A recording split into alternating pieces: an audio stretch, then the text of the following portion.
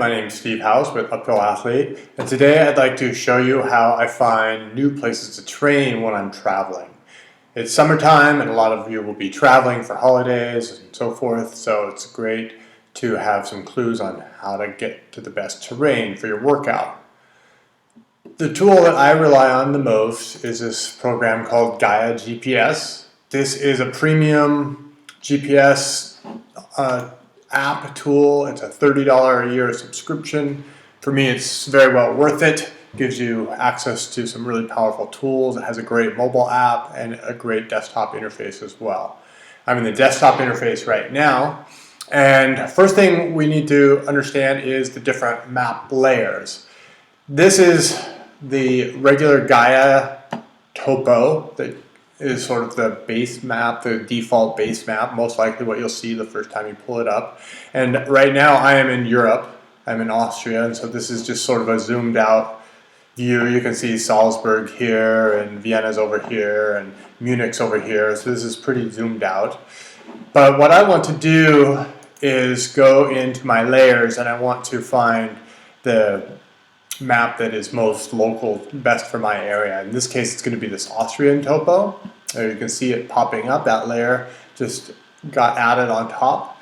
You manage these, you see this available layers right here. Then I have all these different options, and I'm going to go into some of these in more detail. There's a Swiss topo option for Switzerland. There's some USGS maps. This is slope. This is very, very useful for skiing. Shows you slope angles and different satellite imagery.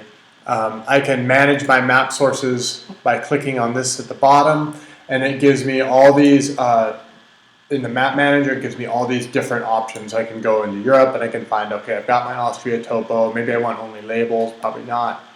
Finland, Luxembourg, Spain, so forth. There's Norway, and there's a lot to explore in here. These overlays are where you find things like forest fires. Here's that slope angle, shaded relief. There's a lot of stuff to check out in here. This is also where you find the open hiking map, which I'm going to talk about here in a minute. So I'm going to close that for now. I'm going to go back to my layers. And really, one of the most important things is this slider right here. I can actually just get rid of this Gaia topo right now, which I'm going to do because it's not that useful. Now it's just showing me the Austrian topo. And I know I'm down here in this town called Klagenfurt. You probably know which town you're in, so you can kind of center that and zoom in on it and start to see. I know also that to the south of me here, there's a highway that comes out of town and goes down and connects to Ljubljana, the capital of Slovenia, and I know that these mountains right on the border have a great deal of relief. So I want to find some trails in these mountains. This is going to be an easy drive because these are main roads, and I can get a lot of vertical because I know that those are steep mountains. So I'm going to go back up here to layers, and I'm going to go to the open hiking map. There's also something called Open Hiking Map HD, which you would think would be higher resolution, but for some reason that I'm not sure of, the Open Hiking Map shows the trails much better. There you go. All these colored lines are trails, so you can see I know that I'm back up here in this town, but what I'm interested in is these mountains here. So one of the things with the layers that's really useful is this slider right here, and this basically, if it's all the way to the right, I get maximum visibility of that top map, the open hiking map in this, and I can kind of scroll it, slide it down to if I just want to go back to the Austria topo. It's often kind of nice to kind of slide this back and forth to kind of get an idea, like, because the Austria topo actually shows the terrain much better than the open hiking map, but the open hiking map is showing me where the trails are. So some combination of that. So right here is the peak. I've been by this area before, so I know that there's a mountain here that looks like it has a big chunk of relief. So I'm going to go look for that. And I'm going to zoom in just a little bit more. Okay, and now I can see, I get the name of it, the Ferlacher Horn. I also know that there's two roads. I can go from this main highway and I can start here and pick up this trail here, or I can start over here and go up this side. This side looks to be a little steeper, so I'm going to be checking that out as my best place for my workout. I can also see that looks like there's the 600-meter contour right there, and this is 1,800 meters. So I'm going to get just shy of 1,200 meters of elevation gain on this run hike. So that's good for me. I'm psyched about that.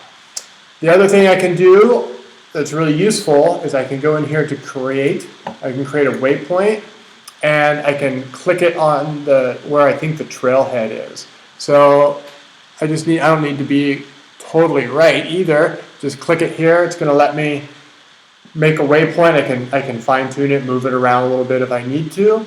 But I'm going to go over here and be like writing Fairlacher Horn Trailhead and save that.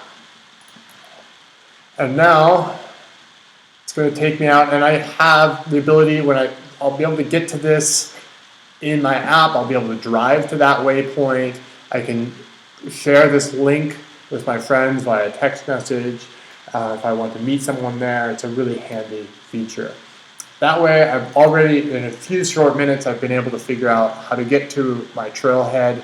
There it is right there, and these are some other waypoints I've created for other events, other workouts. So there it is. So I'm going to get there. I'm going to go up to the top of the Fairlacher Horn and back down. Another thing I like to use is the Strava Heatmap. Just type in Strava Heatmap into Google and click on that. It's going to give you a little disclaimer, and our homepage is centered on California, but you can go on this button here and it will find your location, probably in more detail than you really want. I don't need to know exactly which street I'm on, because what I'm really interested in here is looking at where other people have gone. This is a tool really to give me more global general ideas of where I might be able to go train. The most important thing here is to toggle on and off the right activity types. I'm not really interested in cycling, I'm just interested in footborne activities. And I also want to have the layer of map and the layer of satellite clicked. That gives me the best view of the terrain. You can see here's a lake where people are running and cycling around. Here's a dammed river. There's a trail along that river that I know is a nice gravel trail. And here are the mountains here. It's not as good as you can tell for looking at the actual detailed terrain as the maps are, but I know that if I zoom in here, there was this town. Let's see. One way to find the streets is to click on the cycling, and there's that highway. Okay, and now I can zoom in there. I know that this is that town of Fairlock, and here's that main highway that goes over to Slovenia. And now I can zoom in a little bit more, and I can see. I want to go unclick the cycling and toggle back onto the footborne traffic. And now I can see there's my trail right there that I was looking at. This goes up to the top, that's the Fairlacher Horn. And here's that other trail that's on the steeper side. It looks like there may be actually two possible trailheads that kind of join together right there. So I can see that, that's a popular hike, relatively popular hike. But what this is really useful for is kind of scrolling around like, okay, what's off of this highway? What other hikes are there that's popular? Okay, it looks like there's a hike that goes up along this ridge, and you can go down into this over here and down into this village. I can just start to explore places where I might be able to go. Okay, a lot of people do this little trek. What's that about? A lot of people are cruising along the top of this ridge. What's that about? Another thing that I use a lot is this snowflake for looking for ski touring.